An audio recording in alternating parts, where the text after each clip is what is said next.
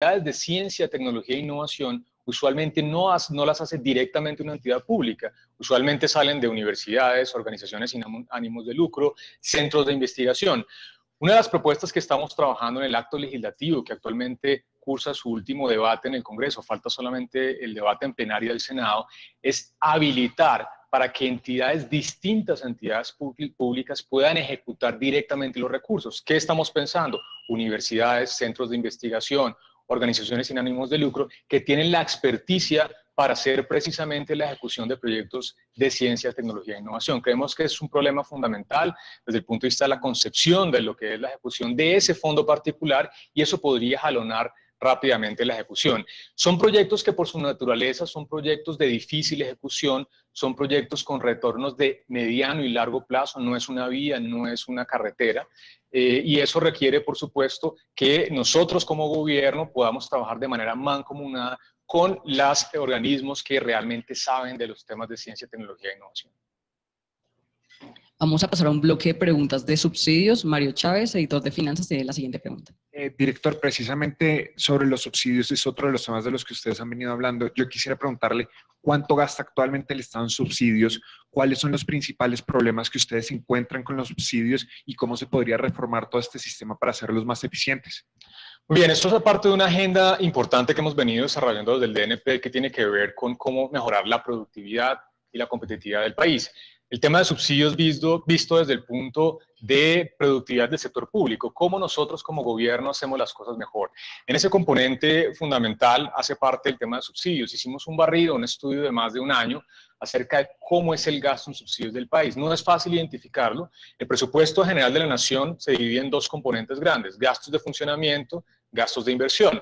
Pero el gasto en subsidios está a veces en componentes que son funcionamiento, a veces en componentes que son inversión, y es difícil saber la cuantía o el número de beneficiarios de estos programas de subsidios. Hicimos ese trabajo largo y encontramos básicamente un monto importante, son 72 billones de pesos, eso es más o menos 9 puntos del PIB. Hay cosas muy importantes, como por ejemplo los temas de todo el gasto que hace en educación el gobierno nacional. Eso que involucra, por ejemplo, una cosa muy importante que hizo este gobierno, que fue ampliar la gratuidad de grados 0 a 11 en colegios públicos de nuestro país. También lo que tiene que ver, por ejemplo, con subsidios de educación para educación superior. Eso más o menos son casi 3 puntos del PIB. También hay temas de salud, donde el gobierno gasta más de 2 puntos del PIB pagando el régimen subsidiado de salud para las personas que no pueden contribuir directamente desde el punto de vista formal para acceder a este gasto en salud. También componentes como primera infancia, servicios públicos, pensiones, que también es un componente muy importante. Todo eso suma esos 72 billones, 9 puntos del PIB. Ahí el tema importante que hicimos fue verificar cómo era la progresividad de ese gasto, cómo se estaba distribuyendo ese gasto en subsidios en los diferentes quintiles de ingreso. Los quintiles se organizan básicamente del 20% más humilde al 20% más rico. Encontramos 3 programas de gasto social o de subsidios que realmente tienen problemas importantes de focalización. Uno primero, el tema de pensiones. Encontramos que las pensiones va el 75% del gasto que hace el presupuesto al 40% más rico de nuestro país.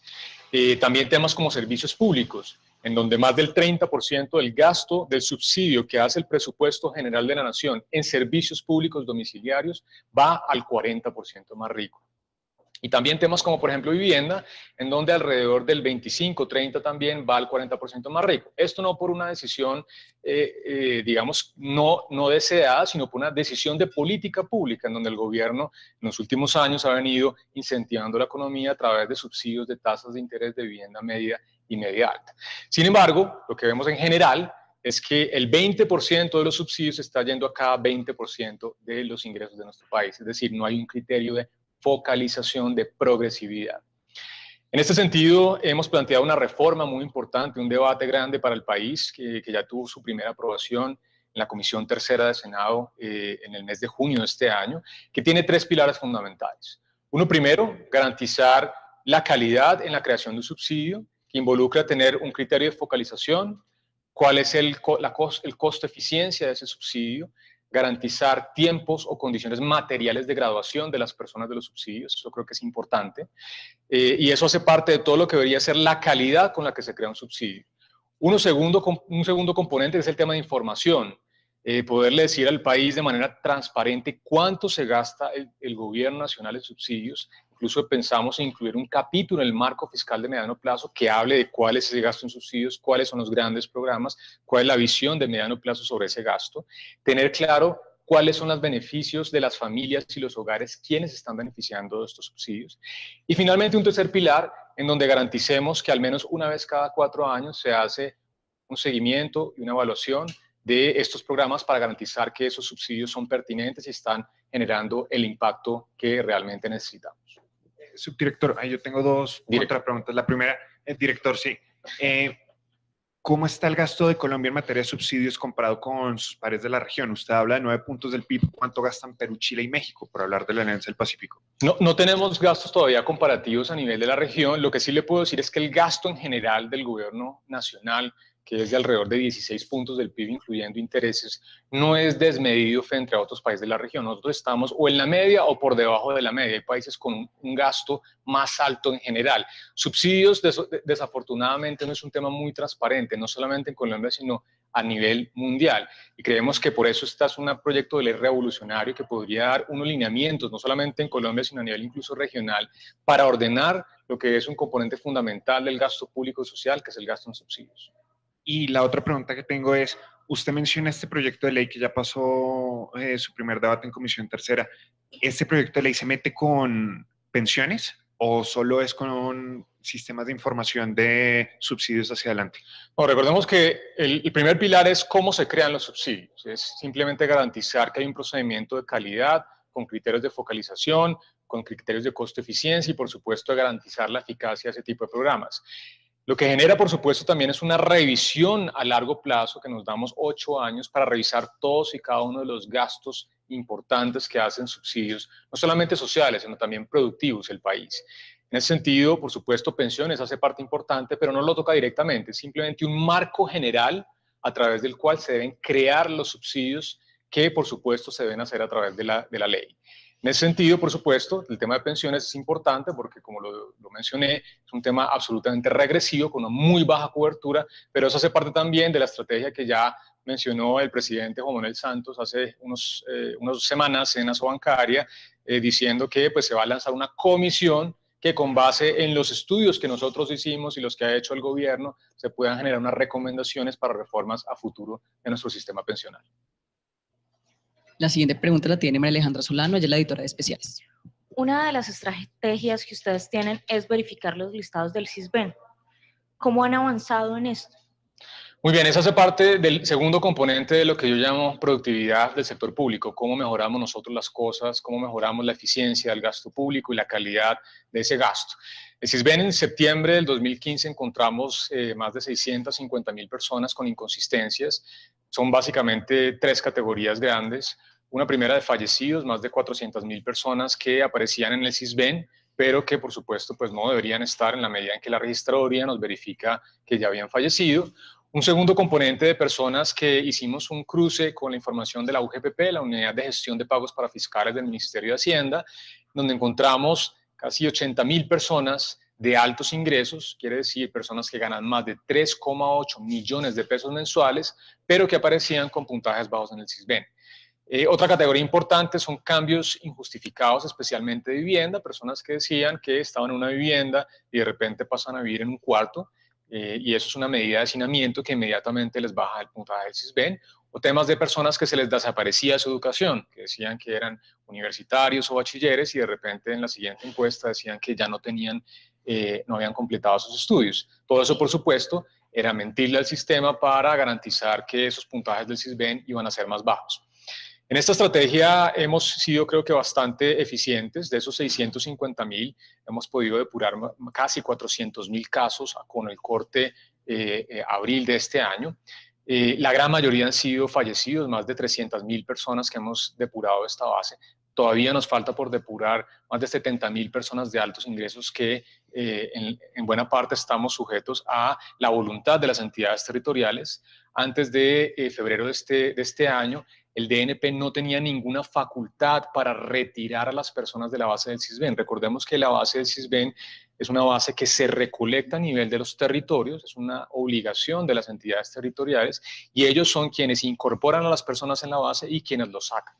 Nosotros lo que hicimos con esta estrategia de ruedas de prensa es mes a mes decir quiénes eran las entidades que tenían el mayor número de inconsistencias para apelar a su buena voluntad y que nos ayudaran a depurar esta información.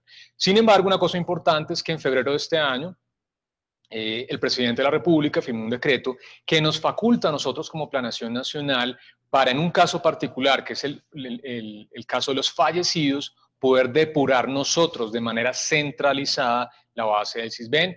Y en esto, por supuesto, vamos a tener noticias muy pronto porque la idea es rápidamente aplicar este decreto y poder depurar completamente las inconsistencias, al menos de fallecidos, que quedarían en nuestra potestad. Creo que ha sido un trabajo muy importante en la medida en que hemos logrado depurar de nuevo casi 400.000 casos. La idea de esto, por supuesto, es garantizar, así como en el caso de los subsidios, que estos beneficios sociales realmente le lleguen a las personas que más lo necesitan. Mario Chávez tiene nuevamente una pregunta. Director, y en ese sentido, ¿no cree usted que hace falta también una reforma al CISBEN y los beneficios que ofrece? Y se lo pregunto porque conozco casos particulares de gente que dice, yo prefiero estar en el CISBEN que en el sistema contributivo de salud, por ejemplo. Así es, primero hay una confusión que ya hizo carrera y que ya creo que es difícil de desmontar y es confundir el CISBEN con el régimen subsidiado. Porque en su momento se pensó que el mecanismo de entrada al régimen subsidiado de salud iba a ser el CISBEN. Una persona que quiere estar en el régimen subsidiado de salud tiene que estar en el CISBEN. Una de las cosas que planteamos con la reforma al CISBEN que se aprobó en diciembre del año pasado es una discusión al país de si realmente vale la pena tener el CISBEN como un mecanismo de entrada al régimen subsidiado. ¿En qué sentido? Primero, que ya tenemos hoy en día una evaluación de beneficios entre el régimen contributivo y el régimen subsidiado que arrancó en el 2013. Ya esa igualación está, hoy en día no tiene sentido tener, digamos, algún tipo de criterio de entrada para garantizar de nuevo la pertinencia de esa focalización. Eso por un lado. Por otro lado, como usted bien lo menciona, consideramos que ese criterio de entrada al régimen subsidiado ha generado unos problemas grandísimos de informalidad laboral. Porque muchas personas se niegan a retirarse del CISBEN simplemente por miedo a perder su régimen subsidiado. En la medida en que uno quite este requisito de entrada y pueda permitir que la gente, en la medida en que se emplee formalmente, rápidamente haga parte del régimen contributivo y cuando pierda su trabajo, inmediatamente pueda estar en el régimen subsidiado, prácticamente sin ningún trámite, eso generaría un incentivo importante para que las personas se puedan emplear formalmente. Y tal vez eso es lo más fundamental desde el punto de vista de reducción de pobreza y pobreza extrema, garantizar que las personas puedan trabajar formalmente. Hemos planteado este debate al país, vamos a armar un grupo de expertos muy pequeño, 4 o 5 personas que nos ayuden a pensar en un esquema de transición y de nuevo de la pertinencia de mantener el CISBEN como un criterio de entrada al régimen subsidiado que creemos que le está haciendo daño desde el punto de vista de la formalidad laboral a nuestro país. Vamos a cambiar un poco de tema. Gabriel Forero, editor de Asuntos Legales, tiene la siguiente pregunta. Un estudio de ustedes calculaba un incremento entre 1,1 y 1,9% al PIB con el dividendo de La Paz. ¿Mantienen esa tasa de crecimiento o la han recalculado? Bien, ese es un tema muy importante porque es un estudio de lo que hace parte de nuestro esfuerzo desde hace ya casi 3 años por retomar la función esencial que tiene el Planeación Nacional como un tanque de pensamiento. Es un estudio de los primeros que sacamos en diciembre del 2014, que básicamente era novedoso en una dimensión. Usualmente los estudios de dividendos de La Paz en el país se reflejaban en los costos estimados de la guerra desde el punto de vista ya sea de inversión o de crecimiento, pero serán estudios enfocados en cifras macroeconómicas a nivel de Colombia. Este estudio tuvo, creemos, un componente novedoso en la medida en que no se fue a evidencia en el país contrafactual, sino a la evidencia de lo que había ocurrido en una serie de países, más de 30 países, que habían pasado por fases de posconflicto. La mayoría de ellos en Centroamérica, Nicaragua, Honduras, muchos de ellos países africanos, pero también países como por ejemplo Perú, que tuvo también una etapa de posconflicto, Irlanda, etcétera, etcétera. Lo que encontramos después de hacer un análisis de las cifras básicas macroeconómicas en ese estudio fue, como usted bien lo menciona, que dependiendo de la muestra que uno tome, el dividendo de La Paz puede estar entre 1,1 y 1,9 de crecimiento adicional. Digamos que 1,5 en promedio, 1,5 puntos adicional. Eso no dista mucho de lo que han encontrado otros estudios en la larga literatura económica que tiene el país frente a costos de la guerra, que están más o menos entre 0.8, 1.2, 1.3 del PIB. Es muy importante enfatizar que esos no son dividendos inmediatos, esos son dividendos que usualmente se llegan 5, 6 años después de la terminación del conflicto, es decir, no hay una aceleración inmediata del crecimiento económico vía ese dividendo de la paz. Pero después de 5 años, incluso hasta los 10 años, ya se acelera el crecimiento. ¿Por qué se demora esto? Porque, por supuesto, el posconflicto involucra hacer inversiones importantes, por ejemplo, en el sector agropecuario, en el sector turístico, para poder materializar estos dividendos de la paz. Entonces, creemos que esa cifra es contundente, es basada en evidencia dura de experiencia de otros países, y de nuevo el país, por supuesto, tiene que hacer las inversiones necesarias para materializar ese dividendo de la paz en el mediano plazo. Caterina Alfonso, periodista de economía, tiene la siguiente pregunta. Ya está ya. Otro de los temas que manejan es infraestructura. ¿Cuánta va a ser la inversión en vías terciarias? Bueno, aquí tenemos una agenda también integral de lo que tiene que ver con infraestructura, en parte porque ese ha sido uno de los grandes rezagos desde el punto de vista de competitividad. Recordemos que el país hoy en día ocupó la posición 61 entre los países, digamos, del índice de competitividad del Foro Económico Mundial, y ahí en esos indicadores realmente uno de los cuellos de botella importantes para poder aumentar nuestra competitividad, hoy en día recordemos somos la quinta economía más competitiva de la región, es el tema de infraestructura, todo el tema de la calidad, la deficiencia desde el punto de vista de, por ejemplo, la pavimentación de vías, que en nuestro país es de alrededor del 20% frente a países desarrollados donde por supuesto está por encima del 90%. Por eso el gobierno lanzó un plan, ya el 4G que ustedes conocen, que es como esa primera versión de lo que debería ser inversiones importantes de infraestructura vial de dobles calzadas. Al 2018 terminamos con inversiones de alrededor de 19 billones de pesos, es el estimativo, pero va a ser un programa súper ambicioso, estimamos que es el cuarto programa de infraestructura privada, de inversión privada en infraestructura pública más grande del mundo, el cuarto programa más grande del mundo. Es un programa tremendamente ambicioso. Sin embargo, como tú bien lo mencionas, poco hacemos haciendo inversiones en infraestructura de dobles calzadas si no podemos conectar a los centros agropecuarios a través de vías terciarias con esas vías de doble calzada. Esas son lo que le da la capilaridad para garantizar que la producción agropecuaria, que va a ser altamente beneficiada de los dividendos de la paz, pueda permitir mover esa producción no solamente a los grandes centros urbanos, sino también, por supuesto, a las exportaciones de nuestros socios comerciales. En ese sentido han habido dos estrategias. Una primera, inversiones por más de 6 billones de pesos en lo que tiene que ver con vías terciarias y vías secundarias. El gobierno ha decidido financiar de manera contundente inversiones a nivel de estas vías que usualmente eran responsabilidades de los departamentos o de los municipios. Eso ha sido el balance de este gobierno, inversiones de más de 6 billones de pesos.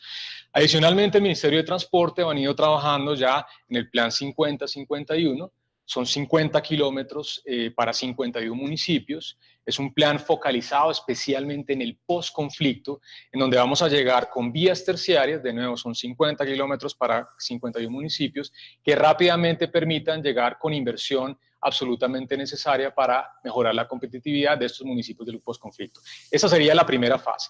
La segunda fase está en la espera de la aprobación del acto legislativo de regalías. Son inversiones que estimamos en mínimo 900.000 millones de pesos. Son platas que hoy en día están acumuladas en el Fondo de Ciencia, Tecnología e Innovación, que irían específicamente para inversión en vías terciarias. ¿Por qué? Porque consideramos que esa es una inversión absolutamente fundamental para aumentar la competitividad. Mario Chávez tiene nuevamente una pregunta. Director, y después de los casos recientes de corrupción que se vieron, ¿ustedes cómo están asegurando la contratación de estos 6 billones de pesos en vías secundarias y terciarias? Y mejor dicho, ¿quién está interesado en eso? Bueno, es importante mencionar aquí el segundo pilar que les comenté sobre la estrategia de regalías, el tema de los proyectos tipo. Los proyectos tipo no solamente ahorran tiempos de estructuración y tiempos y costos de estructuración en la medida en que tienen una primera pasada a lo que es una estructuración de un proyecto, por ejemplo, el mejoramiento vial de una vía terciaria. También tienen otro componente fundamental, que son los pliegos tipo, validados por una entidad adscrita al DNP, que es Colombia Compra Eficiente, la PACA Zuleta, en donde garantizamos que los pliegos tengan los lineamientos suficientemente amplios para permitir una amplia competencia en la licitación. Eso garantiza la transparencia en el proceso licitatorio, que recordemos es responsabilidad de la entidad territorial. Pero si una entidad utiliza un proyecto tipo, también debe utilizar el pliego tipo y eso garantiza de nuevo esta transparencia. Hemos venido trabajando en este proyecto tipo de mejoramiento vial de la mano de Colombia Compra Eficiente, de la mano de la Cámara Colombiana de Infraestructura, y creemos que en la medida en que se puedan implementar estos proyectos tipo, que tienen pliegos tipo, vamos a garantizar una buena ejecución, una competencia en la licitación y de nuevo traerle beneficio realmente a los ciudadanos de nuestro país. Catherine Benítez, periodista de Economía, tiene la siguiente pregunta. Director, ¿de dónde saldrían los recursos y qué pues tan probable es que se ejecuten? ¿Los recursos para el plan de inversión de vías terciarias? Sí, ya, como les comenté, básicamente hay unas primeras platas que son estos 51 municipios, 50 kilómetros, realmente son platas del Ministerio de Transporte, no es un monto muy grande. El monto importante, que son al menos 900.000 millones de pesos, vendría de la aprobación del acto legislativo de reforma constitucional al Sistema General de Regalías. Eso ya pasó 3 debates, falta un último debate en plenaria del Senado, y una vez se haga esa aprobación, inmediatamente esos recursos del Fondo CTI pasarían al OCAD Paz, es una creación de un OCAD particular que va a hacer inversiones importantes en el posconflicto. Esa es la fuente de financiamiento de lo que sería ese plan de vías terciarias en lo que resta de este gobierno. Lilian Mariño, editora de Nuevos Medios, tiene la siguiente pregunta. Dentro de su análisis, ¿cuál es el departamento que más necesita recursos para estas vías terciarias? Realmente son varios. Cuando uno hace un cruce de información entre la calidad y la extensión de vías terciarias y otras indicadores de desarrollo, como por ejemplo pobreza multidimensional, pobreza monetaria, competitividad, realmente las vías terciarias resultan siendo un factor fundamental para determinar el nivel de desarrollo de un municipio. Los municipios más atrasados desde el punto de vista socioeconómico de nuestro país y los departamentos más atrasados son quienes tienen las más deficientes vías terciarias. ¿De quiénes estamos hablando? De La Guajira, por supuesto todo el litoral pacífico, varios departamentos de los antiguos territorios, Guainía, Guaviare, Amazonas. Cuando uno hace ese cruce de información, realmente uno ve que vías terciarias es un determinante, casi una condición habilitante para el desarrollo.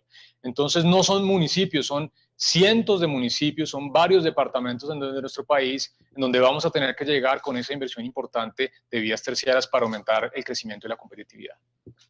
Joaquín López, periodista de finanzas, tiene la siguiente pregunta. Director, cambiando un poco de tema, ¿usted cree que en este momento los tiempos se están dando para que la construcción del metro de Bogotá efectivamente empiece en 2018? Sí, ayer hicimos una reunión que lideró el presidente Juan Manuel Santos de la Comisión de Pines, que es una comisión muy interesante que básicamente reúne a los funcionarios de más alto nivel, por supuesto liderados por el presidente, el ministro de Transporte, el alcalde, el gobernador, para resolver temas de coordinación para poder rápidamente implementar y ejecutar estos proyectos tan importantes. Ayer discutimos el tema de metro y el tema de Regiotram. Una decisión muy importante ayer era la ubicación del patio taller del metro, que en principio se estaba pensando en hacerlo en Mosquera.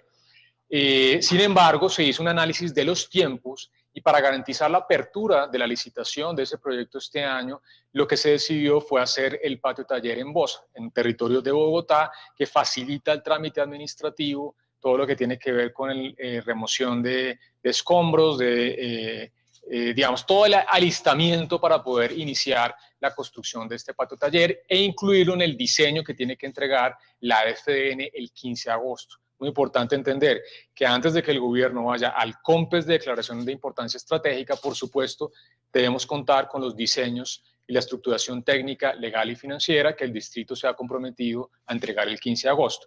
Ayer lo que hicimos fue eso, esa decisión fue muy importante porque garantizamos que en los tiempos que tenemos se va a poder cumplir todo este trámite que pasa primero por la entrega de los estudios detallados, segundo, ir al CONFIS, tercero, ir al COMPES declaratorio de importancia estratégica y finalmente firmar el convenio de cofinanciación que ya es el que garantiza la entrega de los recursos de la nación al distrito. Creemos que estamos en el cronograma y la idea sería de nuevo que en el segundo semestre de este año, finales de este año, el distrito pueda abrir esa licitación para construir este metro que es tan importante para la ciudad. Ya para terminar, Laura Bolaños, periodista de Empresas, tiene la siguiente pregunta. Por acá, director. ¿Cuáles son las principales dificultades que ustedes han visto en el ordenamiento territorial de los municipios? Bien, tema muy importante, eso hace parte del componente de competitividad, una condición habilitante para el desarrollo económico debe ser un buen ordenamiento territorial. De la mano del Ministerio de Vivienda, hace 2 años iniciamos un diagnóstico de cómo estaban los planes de ordenamiento territorial de nuestro país. El POT, para las personas que no lo saben, es el instrumento esencial más importante de planeación a nivel territorial. Es el que dice cuáles son los límites urbanos, rurales, cómo es la expansión del suelo urbano, cómo es la expansión del suelo rural, cuáles son las actividades de mitigación y adaptación al cambio climático. Es un tema fundamental desde el punto de vista de desarrollo. En la medida en que se hizo el análisis, se detectó que había una desactualización del 81% de los POTs en nuestro país. Los POTs, recordemos, tienen una vigencia de 12 años. Que el 81% esté desactualizado quiere decir que tenemos graves falencias desde el punto de vista de la formulación y la actualización de estos POTs. En la medida en que este instrumento es fundamental para de nuevo generar competitividad y desarrollo en las regiones, lanzamos nuestro programa de POTs modernos hace ya 1 año y medio, casi 2 años, en donde de la mano de autoridades a nivel mundial, como NYU para el componente de lineamiento urbano, RIMISP de Chile para el componente de suelo rural, hemos seleccionado 108 municipios en donde estamos de la mano de estas grandes autoridades internacionales prestando cofinanciación y apoyo técnico para que estos planes de ordenamiento territorial se puedan actualizar con los mejores estándares, cumpliendo con lo que realmente demanda la ley. ¿Esto qué implica? Un componente fundamental de todas las tragedias ambientales y de los desastres que hemos sufrido en los últimos años tiene que ser cuáles son las acciones que se plantean desde el POT para adaptación, mitigación del cambio climático. Ejemplo, uso del suelo. No debería haber vivienda urbana o vivienda rural en sitios donde hay una alta amenaza de riesgo, ya sea por inundaciones o movimientos de masas. Eso hace parte de una buena formulación de los POTs. Este año vamos a entregar estos primeros POTs, de hecho muy pronto vamos a ir en La Mojana, en donde tenemos 11 municipios, vamos a entregar unos POTs para estos 11 municipios junto con el catastro multipropósito. La idea es entregar estos POTs a lo largo de este año, que los municipios ya hagan su tarea, que es ir con estos POTs a los respectivos consejos y se puedan aprobar, pero ya estamos pensando de nuevo en una segunda fase de alrededor de 150 municipios para dejar esto estructurado y que el nuevo gobierno pueda seguir implementando una cosa que es fundamental, que es la asistencia técnica para garantizar unos buenos POTs a nivel territorial. Tenemos preguntas en redes, Lilian Mariño nos las va a transmitir.